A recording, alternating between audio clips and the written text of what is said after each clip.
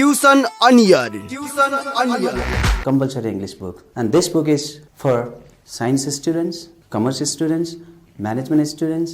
दूरशिक्षा radio कार्यक्रम tuition on air मनको आवाज युनिक एफएम 94.2 मेगाहर्ज र तानसेन नगरपालिकाको सहकार्यमा कोरोना संक्रमण रोकथामका लागि जारी लकडाउनको अवस्थालाई मध्यनजर गरी उत्पादन गरिएको दूरशिक्षा रेडियो कार्यक्रम tuition on air.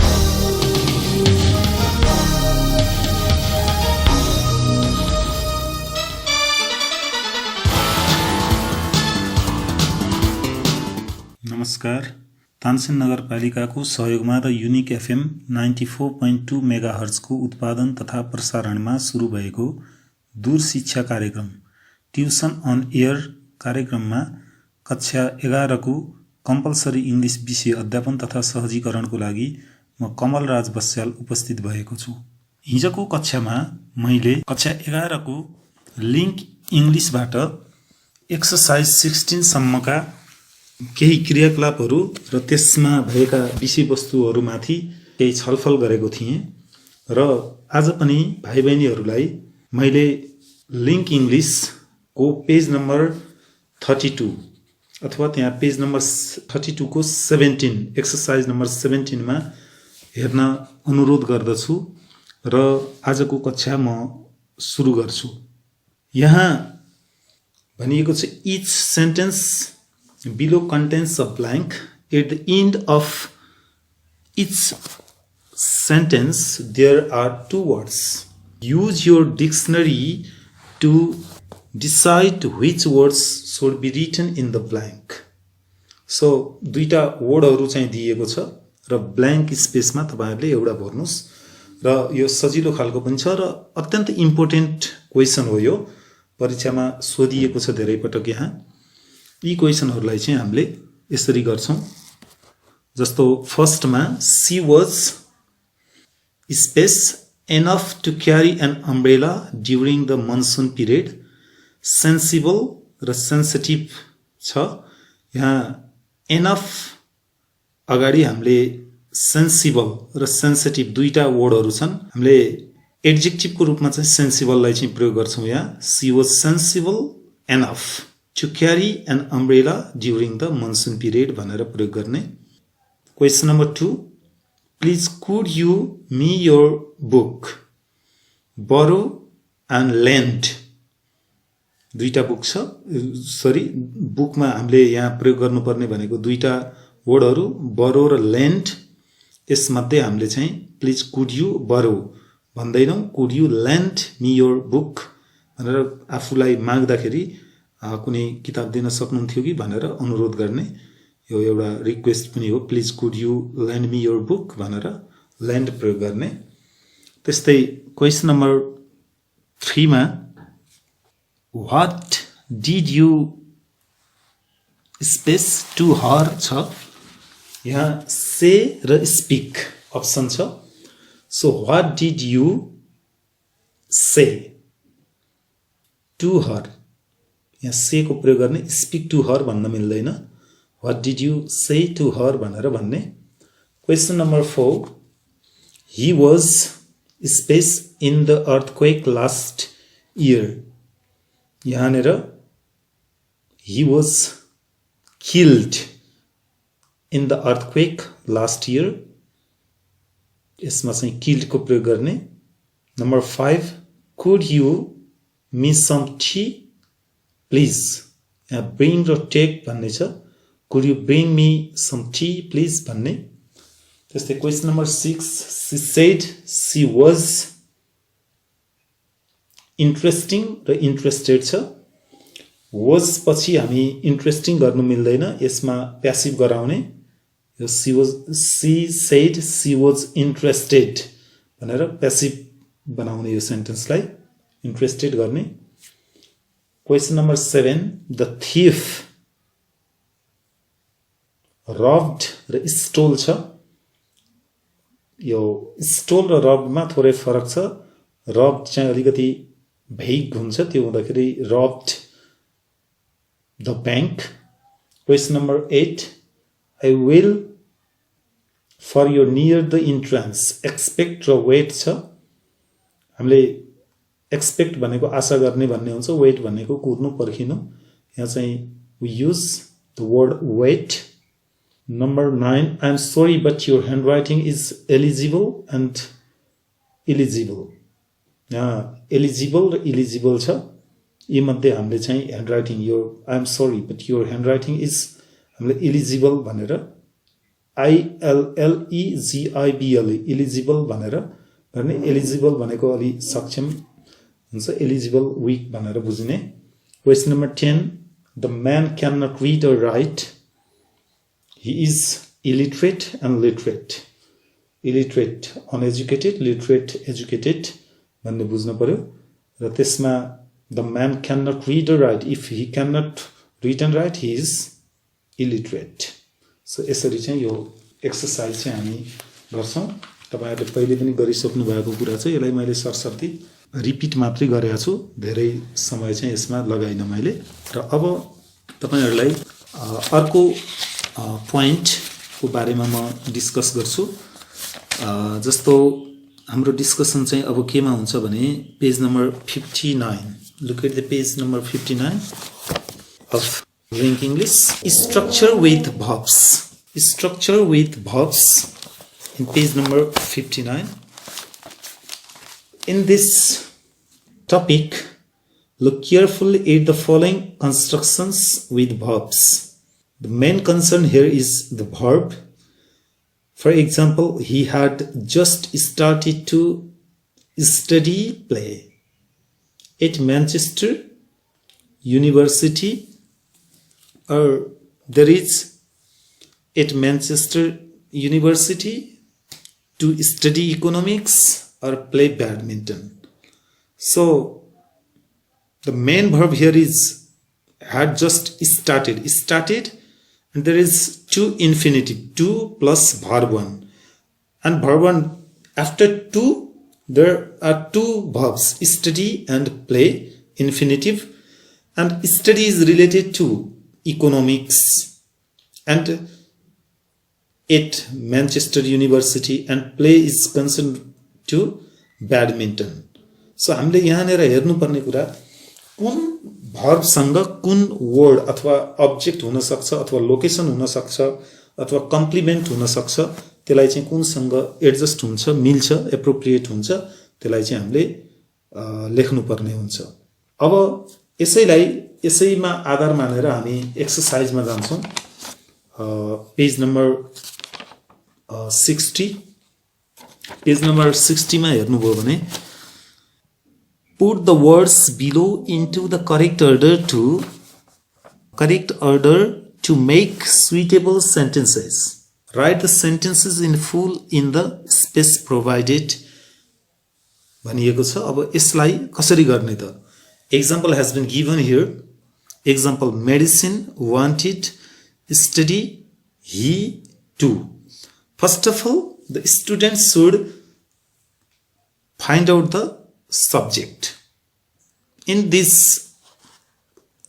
question the subject is he it is pronoun it is he is the subject so first of all find out the subject then predicate within the predicate we have to find out the verb पहिला subject पत्ता लगाउनुस् त्यसपछि verb पत्ता लगाउनुस् main verb अथवा auxiliary छ भने auxiliary verb पत्ता लगाउनुस् त्यसपछि to इन्फिनिटिभहरु हुन सक्छ जस्तो अगाडिको कुरा गरे मैले भर्खर जस्तो टु स्टडी टु प्ले भन्ने कुरा थियो त्यस्तै किसिमबाट यहाँ पनि त्यो हुन सक्छ र त्यसपछि अब्जेक्ट के हुन सक्छ अब्जेक्ट छ भने डाइरेक्ट अब्जेक्ट छ कि इनडाइरेक्ट अब्जेक्ट छ कि त्यसमा कम्प्लिमेन्ट छ कि अथवा लोकेसन छ कि टाइम एडभर्बियलहरु छन् कि यस्ता कुराहरुलाई चाहिँ हामी फोकस गर्नुपर्ने हुन्छ जस्तो फर्स्ट क्वेशनमा यसको आन्सर हुन्छ medicine wanted study he too he is subject wanted is verb and to study it is to infinitive to study means it is goal he wanted to study that is the goal and medicine last object is medicine he wanted to study medicine Similarly, now you can write the answers of the following questions. The first is Year C English 4 was for compulsory studying. So the first question is written in this way. First one is done for you, and second and others are done by the students. You have to practice yourself. The answer of the first question is, what is the subject? What might be the subject in this problem, in this question? Years C English 4 was for compulsory studying. So definitely C is the subject. So C, then go to the predicate or the auxiliary verb, main verb. Then come to the object. Then time, location, adverbials, time adverbials, or the manner, adverbs of the manners. So in this problem, in this question, C was studying. Was studying is verb, and the object is compulsory English. What was C studying? C was studying compulsory English. Time, 4 years, and for is preposition. So C was studying compulsory English for 4 years. Similarly, question number B. Official he or to wanted government become. Can you write it? Okay, if you can, try.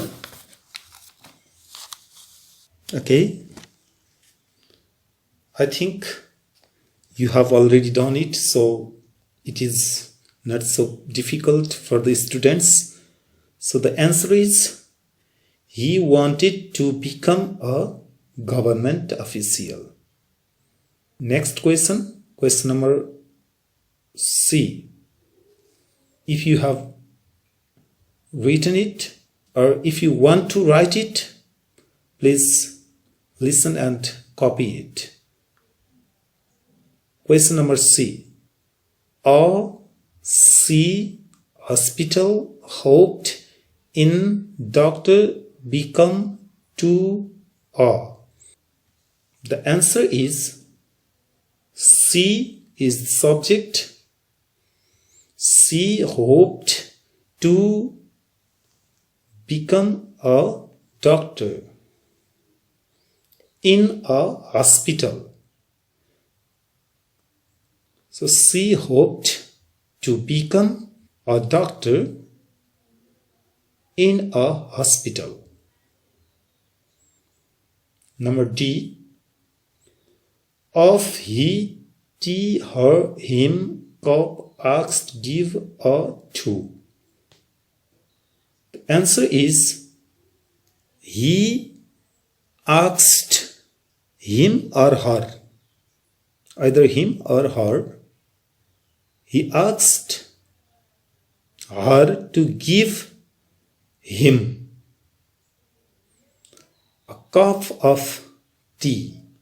If you write her in the first position, then write him in the second position after give. Or if you write him at first after asked, then you have to write her after give. And the last question of this exercise, he too had dinner started just it. Answer is he had just started to eat his dinner. Now come to the page number 61. Time in the examination, the question is given to compose a dialogue. Any kind of dialogue can be given to the students. So we have to practice composing a dialogue.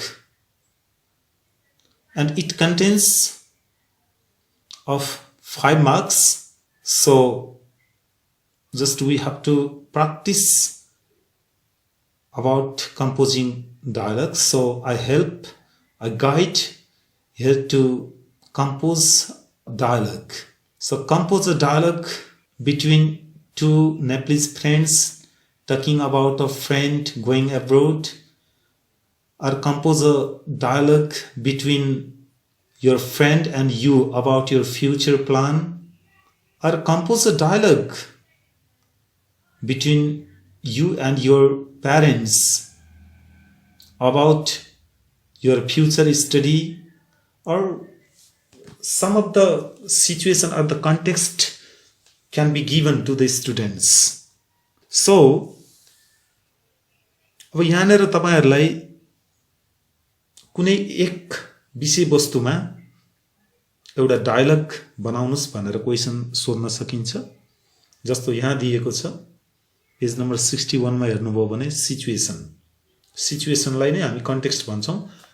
यो सन्दर्भ अवस्था के दिन्छ त meeting in a cinema queue in Manchester.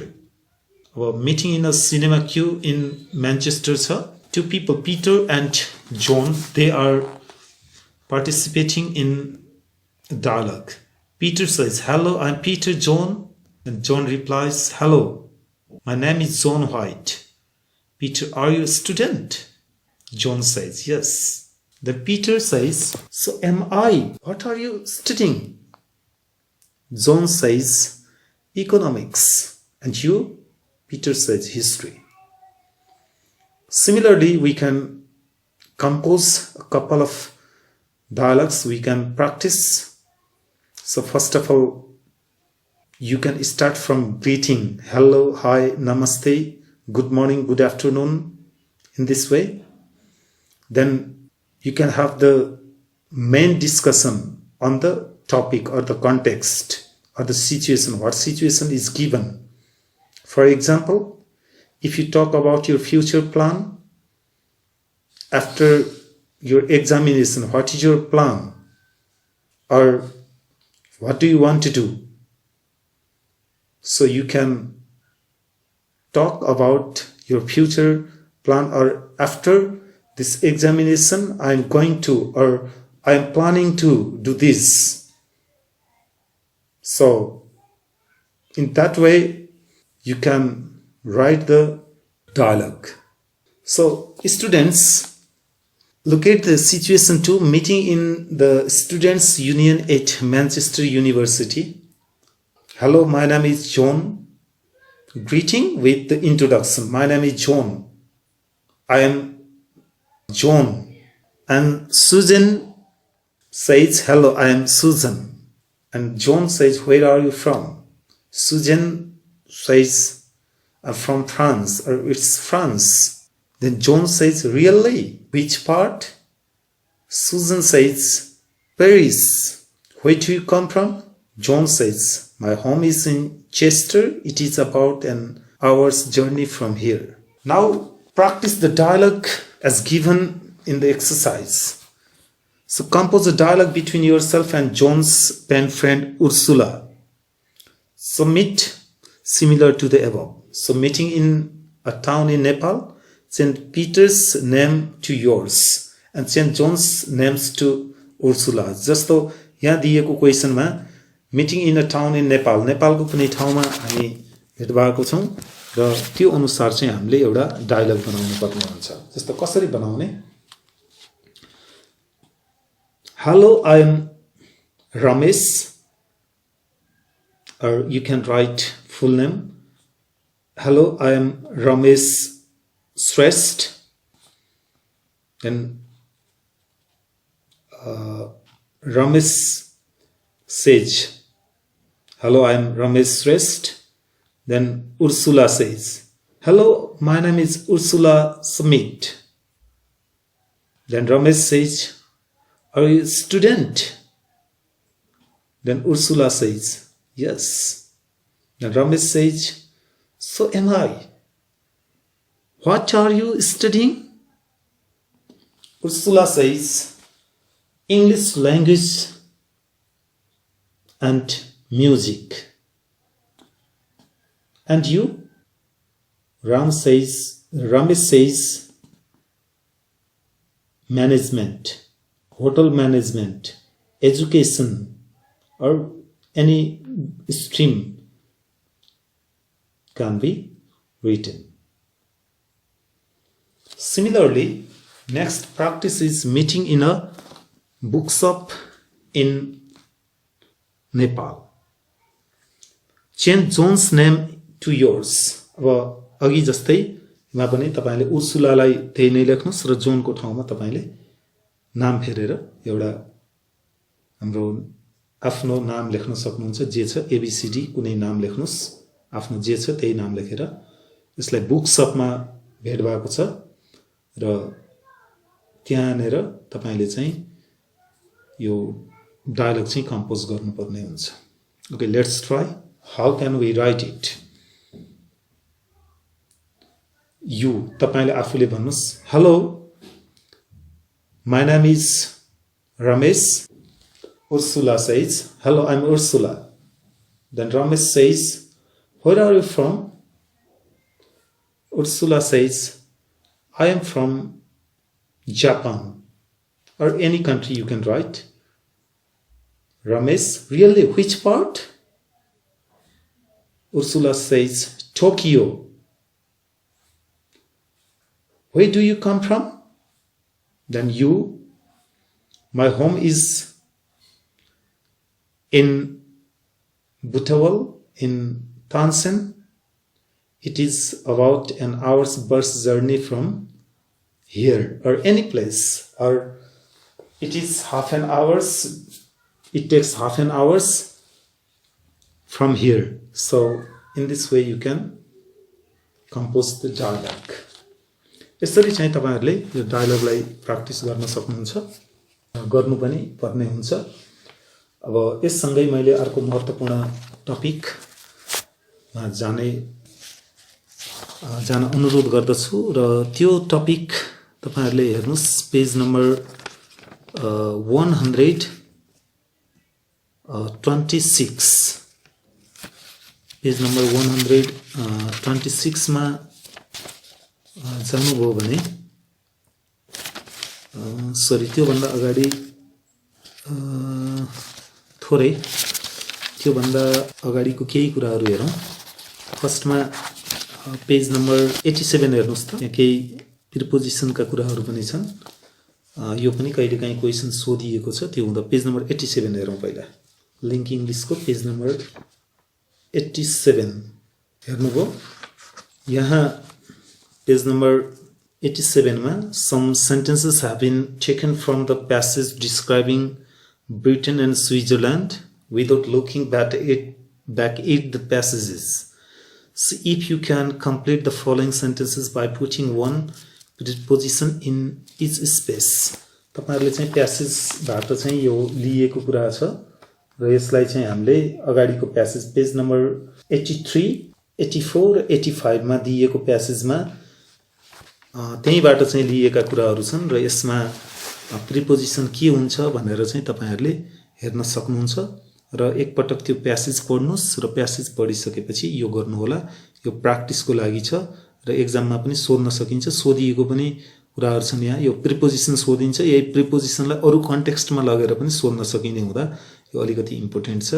यसलाई पनि ख्याल गर्नु होला. म यसमा चाहिँ धेरै समय खर्च गर्दिन किनभने प्यासेजमै त्यहीबाट हुन्छ र यसको एन्सर तपाईहरुलाई चाहियो भने पछाडी गएर हेर्न पनि सक्नुहुन्छ. र अब म अर्को प्वाइन्टमा जान्छु. Page number 96. पेज नम्बर 96 मा जानुभयो भने अघि मैले अगाडि पनि बताएको थिएँ एउटा एक्सरसाइज यही आजकै क्लासको सुरुवातमा द सेन्टेन्सहरु जुन जम्बल्ड वर्ड्स अर्डरहरुलाई चाहिँ अरेन्ज गर्ने, रिअरेन्ज गर्ने त्यस्तै किसिमबाट यो पेज नम्बर 96 मा पनि त्यो जम्बल्ड वर्ड्सहरु दिएको छ. यसलाई चाहिँ put the words below into the correct order to make suitable sentence and suitable sentence for the complete meaning. Write the sentence in full in the spaces provided. So तल दिएको ठाउँमा चाहिँ लेख्नुस् भनेको छ. अब एक्जाममा दिएको क्वेशन पनि हो यो. यसलाई चाहिँ एरेन्ज गर्नुपर्ने हुन्छ हामीले। फर्स्टमा अघिकै मैले बताए अनुसार म केही इन्स्ट्रक्सन दिन्छु, त्यसैलाई फलो गर्नुस्। सब्जेक्ट फर्स्टमा find out the subject, subject चिन्नुस्। त्यसपछि एक्जुलरी भर्ब अथवा एडभर्बियल हुन सक्छ र त्यसपछि चाहिँ मेन भर्बहरू, त्यसपछि जानुस् कोही टु इन्फिनिटिभहरू हुन सक्छ, छैन भने अब्जेक्ट जानुस्। त्यसपछि लोकेसन, लोकेसनमा टाइम र अनि प्लेस, यी कुराहरूलाई चाहिँ ख्याल गर्नुभयो भने त्यो मिल्छ। यसरी गर्नु होला। र यहाँ छ height, she, slim, is and average of भनेर दिएको छ। यसलाई कसरी एरेन्ज गर्ने त हामीले? अब यसलाई एरेन्ज गर्ने तरिका मैले बताइसकेँ। अब यसको एन्सर कसरी लेख्ने त?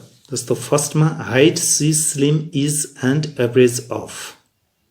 सब्जेक्ट के हुन्छ? Subject is she and auxiliary of this question is or this sentence is C is of average height and slim. और यसैले अर्को तरिकाबाट पनि लेख्न सक्छौं, C is slim and of average height. लेख्नुभयो? लेख्नु भएको छैन भने लेख्नुस् र लेखेर पहिल्यै पनि नोटमा छ भने तपाईहरु अगाडि नै प्र्याक्टिस गरेर बसिसक्नु भएको छ, नोट बनाउनु भएको छ, त्यही नोटलाई फेरि पनि रिभ्यू गर्नुस्, रिभाइज गर्नुस्, प्र्याक्टिस गर्नुस्, so that you can easily obtain the good marks. Number B, got face and long has fair, see around here. अब यसलाई अरेन्ज गर्नुस्. She has got long fair hair and a round face. और यसैले अर्को तरिकाबाट पनि गर्न सक्छौं. She has got a round face and a long fair hair. यो राउन्ड फेस र फेयर हेयरलाई चाहिँ यताउता गर्न पनि सक्छौं, केही हुँदैन. Next question C. C question number C, wear wearing she a be dress will red.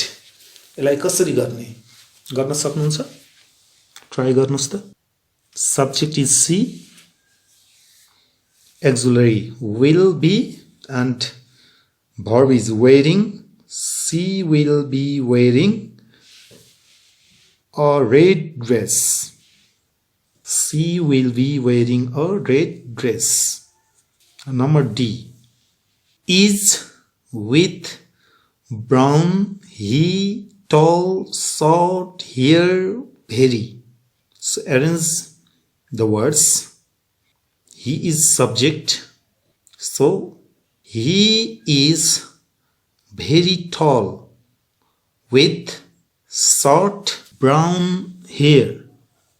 Again, he is very tall with short brown hair. Number E, he has a long pale face and blue eyes. He has a long pale face and blue eyes. So it is the way of completing this exercise, jumbled word order, or make it meaningful sentence. So now we have completed up to the second part of this link English. So my request and instruction to the students is that you should go through the link English where you have to be able to compose dialogue and making the word order or jumbled word order and make it meaningful, preposition, and fill in the blanks like stationary, goal, jail. Such type of exercise are very important. And in next class, a very important topic in unit 3rd, we will meet and we will discuss again. And I think students will receive much knowledge, ideas from this class. So today I close my class. So thank you very much.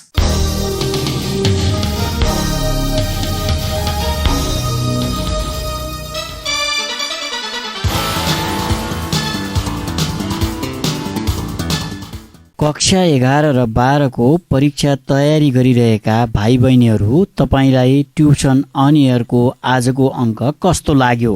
सहयोगी संस्था तानसेन नगरपालिका tuition on air कार्यक्रमको परामर्शदाता भगवती टोल तानसेनमा रहेको इभरग्रीन education centre EEC का सञ्चालक पुण्य सुवेदी लगायत अध्यापनको क्रममा खट्नुहुने सम्पूर्ण आदरणीय गुरुवर्गहरूमा सादर नमन गर्दछौं। भाइ बहिनीहरू, हामीलाई पत्राचार गर्न चाहनुभयो भने हामीलाई पत्राचार गर्ने ठेगाना टिप्नुहोस्। हाम्रो ठेगाना हो दूर शिक्षा कार्यक्रम tuition on air unique FM 94.2 megahertz Tansen 5 Kailashnagar र हाम्रो इमेल आइडी पनि नोट गर्नुहोस् news.uniquefm@gmail.com। भाइ बहिनीहरू, ट्युसन अन एयर कार्यक्रम हाम्रो FM को आधिकारिक वेबसाइट www.uniquefmpalpa.com बाट पनि तपाईहरूले हेर्न र सुन्न सक्नुहुनेछ। Tuition on air Compulsory English book. And this book is for science students, commerce students, management students. दूर शिक्षा रेडियो कार्यक्रम ट्युसन अन एयर मनको आवाज युनिक FM 94.2 मेगाहर्ज र तानसेन नगरपालिकाको सहकार्यमा कोरोना संक्रमण रोकथामका लागि जारी लकडाउनको अवस्थालाई मध्यनजर गरी उत्पादन गरिएको दूर शिक्षा रेडियो कार्यक्रम ट्युसन अन एयर।